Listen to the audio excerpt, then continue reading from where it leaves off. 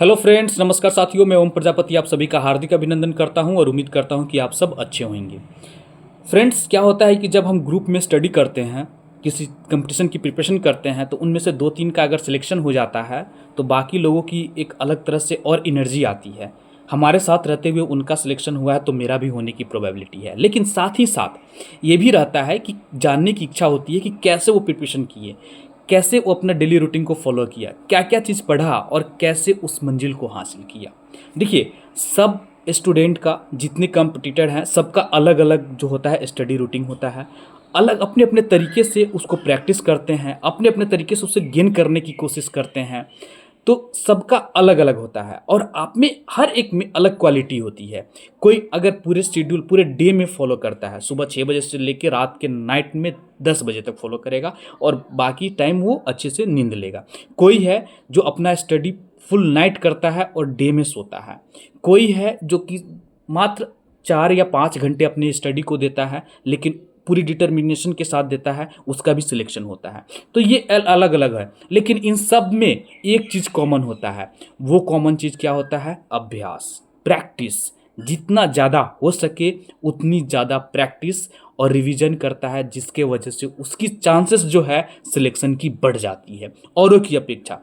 चाहे वो कोई अगर 10 घंटा भी पढ़ता है लेकिन वो रिवीजन नहीं करता है तो उसकी चांसेस नहीं बनती है। लेकिन जो 4 या 5 घंटा पढ़ता है लेकिन वो 1 घंटा रिवीजन पे देता है, डेली रिवीजन पे देता है, पर डे देता है, तो उसकी चांसेस कहीं ज़्यादा है सबसे, क्योंकि उसने ऑलरेडी सब चीज़ कवर कर चुका है और रिवीजन देता है ताकि वो चीज़ों को बार बार याद रखे। अक्सर क्या होता है कि हम जब एग्जाम में बैठते हैं तो मुझे वो सारी चीज क्वेश्चन पता होता है, लेकिन कन्फ्यूजन क्रिएट कहाँ होता है? 4 ऑप्शन में से 2 ऑप्शन आप एलिमिनेट कर दोगे इजी से, लेकिन जब 2 ऑप्शन आपके पास आएगा तो उसमें आप कन्फ्यूजन क्रिएट होगा। आपको ये होगा या ये होगा, ए ऑप्शन या बी ऑप्शन। क्योंकि उस टाइम पे आपको अगर रिवीजन रहता तो आप उस चीज़ को सिलेक्ट कर पाते, चूज कर पाते, सही ऑप्शन आप टिक कर पाते। क्योंकि थोड़ी सी ऑप्शन में एकदम माइनर सा डिफेक्ट होता है, उसमें थोड़ी सी जो है कन्फ्यूजन होती है। 9.8 होता है, 9.7 होता है। अब इस जगह पे आप सही से तो रिवीजन किए नहीं, आपको याद है नहीं, तो वहीं पे दिक्कत होता है। और उसी चीज़ में, उसी 10 क्वेश्चन में अगर जो अच्छे तरीके से रिवीजन किया हुआ है, पढ़ा हुआ है, तो सिलेक्शन लेके चला जाता है, मेरिट बन जाती है। तो आपकी डेली रूटीन कुछ भी हो, आप कितना भी समय स्टडी पे दे रहे हैं, लेकिन आप रिवीजन पे 2 से 3 घंटे जरूर दें। एटलीस्ट कम से कम 2 घंटा तो जरूर दें। जो आप पढ़ चुके हैं, जो सिलेबस कवर कर चुके हैं, उसको आप रिवीजन जरूर करें। इससे क्या होगा कि जितनी ज़्यादा आपकी इफ़िशिएंसी बढ़ेगी, टाइम की जो कंज्यूम है वो घटेगा। आप ज़्यादा किस क्वेश्चन पे आप 1 मिनट ले रहे हैं तो हो सकता है उस पर आप घट के 40 सेकेंड्स आ जाए। इस तरीके से आपकी इफ़िशिएंसी बढ़ेगी।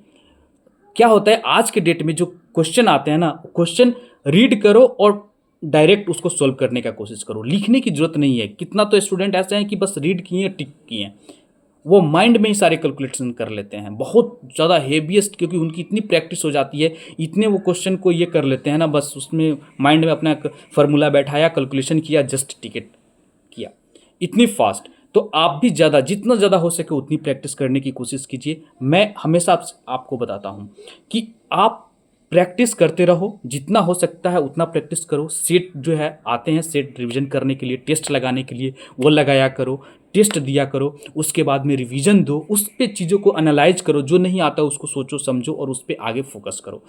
तो जाके आपकी प्रोबेबिलिटी जो है औरों की अपेक्षा आपकी बढ़ेगी। तो ये चीज़ होना चाहिए। आप जितना ज़्यादा फोकस करोगे, जितना ज़्यादा उस पर डिटर्मिनेशन रखोगे, रिवीजन करोगे, उतनी ज़्यादा आपकी प्रोबेबिलिटी होगी और सिलेक्शन होने की चांसेस रहेगी। तो मैं जितना हो सकता है उतना बार बार आपको मोटिवेट करने का कोशिश करता हूँ, आगे बढ़ाने का कोशिश करता हूँ। हर एक चीज़ बताता हूँ, जो कमियाँ होती है, जो उसको आप कैसे उसको सॉल्व कर सकते हो, रिजोल्व कर सकते हो और आगे बढ़ सकते हो, ताकि आप उस गोल को अचीव कर सको। मेरा मोटिव यही रहता है कि आप आगे बढ़ते रहो, आपको एक न एक दिन मंजिल जरूर मिलेगी। पीछे नहीं हटना है।